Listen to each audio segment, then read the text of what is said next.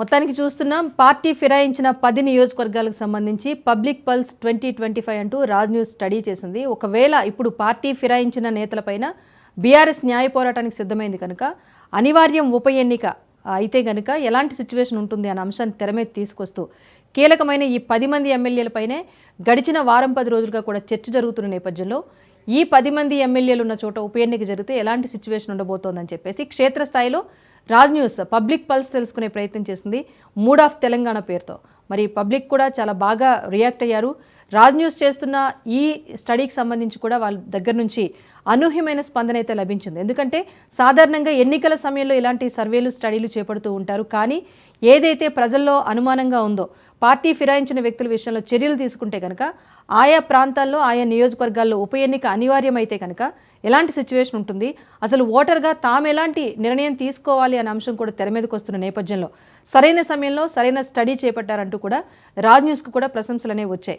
So అందుకనే ఇప్పటి వరకు చూసాం ఒక 6 నియోజకవర్గాలకు సంబంధించి. నెక్స్ట్ చేవెళ్ల నియోజకవర్గానికి సంబంధించి చూసుకుంటే కనుక చేవెళ్లలో ఎస్సీ నియోజకవర్గం ఇది హైదరాబాద్కు కూతవేటు దూరంలో ఉంటుంది.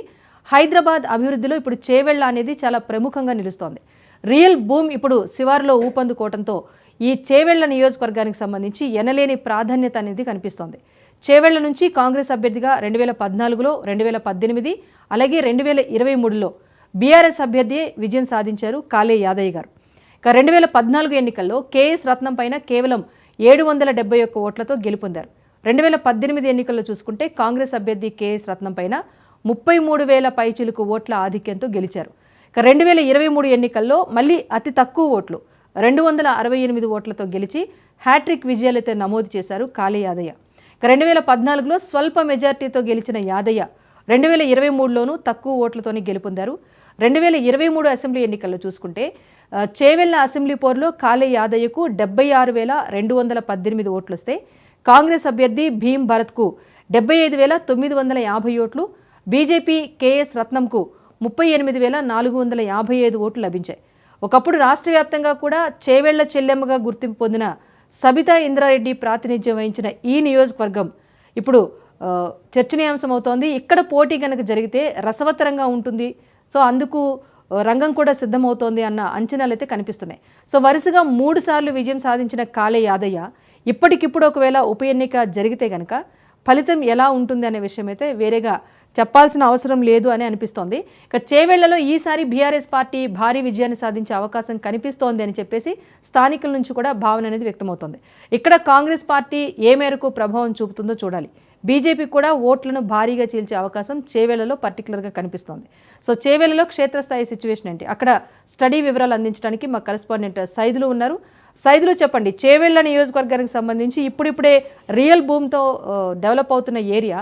సో ఇక్కడ ప్రజలు అభివృద్ధి కోరుకుంటే కాంగ్రెస్ పార్టీ వైపు ఉండాలి, లేదంటే వేరే పార్టీల వైపు వెళ్ళాలంటున్నారు.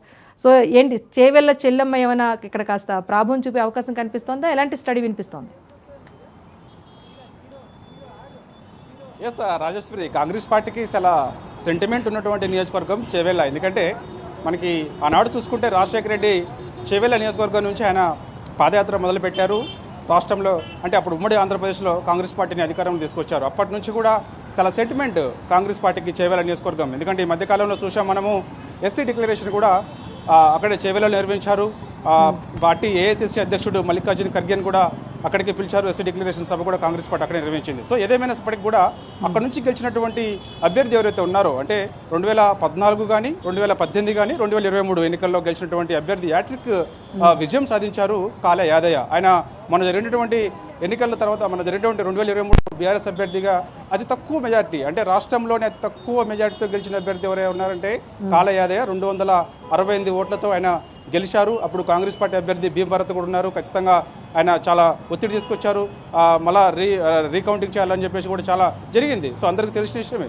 సో ఆయన మొన్న ఢిల్లీ వెళ్ళారు. ఢిల్లీ వెళ్ళిన తర్వాత అక్కడ మల్లికార్జున ఖర్గే, ప్రియాంక గాంధీ సమక్షంలో ఆయన కాంగ్రెస్ గుడికి కూడా వెళ్ళారు. ఎవరు కాళే యాదయ్య. సో ఇక ఖచ్చితంగా ఇప్పుడు ఉప ఎన్నిక కాక వస్తే మాత్రం చేవెళ్లలో మాత్రం త్రిముఖ పోటీ ఉండే అవకాశం అయితే స్పష్టంగా కనిపిస్తుంది. ఎందుకంటే మొన్న జరిగినటువంటి ఎన్నికల్లో కూడా బీజేపీ దాదాపుగా 33,000 పైకు అంటే పైచీలకు పైగా ఓట్లు సాధించింది. కేఎస్ రత్నం అంటే దీన్ని బట్టి చూస్తే ఇటు కాంగ్రెస్ కానీ బీజేపీ కానీ అటు బీఆర్ఎస్ కానీ సో ఖచ్చితంగా ఉప ఎన్నిక వస్తే మాత్రము అక్కడ త్రిముఖ పోటీ మాత్రం చాలా స్పష్టంగా ఉండే అవకాశం కనిపిస్తుంది. మరి ఒక చూడాలి, ఎందుకంటే కూతవేటు దూరంలో ఉంటుంది చేవెళ్ళ. హైదరాబాద్కి ఇప్పుడు అభివృద్ధి చెందుతున్నటువంటి అతిపెద్ద నియోజకవర్గం, చాలా అభివృద్ధి చెందుతున్న నియోజకవర్గం. అక్కడ చాలా వాల్యుబుల్ ఉంటుంది, రేటు కూడా ఎకరం కోట్లలో వాల్యూ ఉంటుంది కాబట్టి సో ఇక ఇప్పటికే మనకి సబితా రెడ్డి కూడా, ఎందుకంటే చేవెళ్ళ చెల్లెమ్మగా పిలుచుకునే సబితా రెడ్డి ఆమె సొంత నియోజకవర్గం, అప్పుడు జనరల్ స్థానం, ఇప్పుడు ఎస్సీ రిజర్వ్డ్ అయింది కాబట్టి అప్పుడు ఇంకా కూడా ఆమె ప్రభావం అక్కడ ఉంటుంది. ఎందుకంటే మొన్న కూడా చూసాం మనం, అక్కడ బీఆర్ఎస్ కూడా అక్కడ చేవేళ్లలో కూడా రైతు మహాధరణ కార్యక్రమం ఏర్పాటు చేసింది.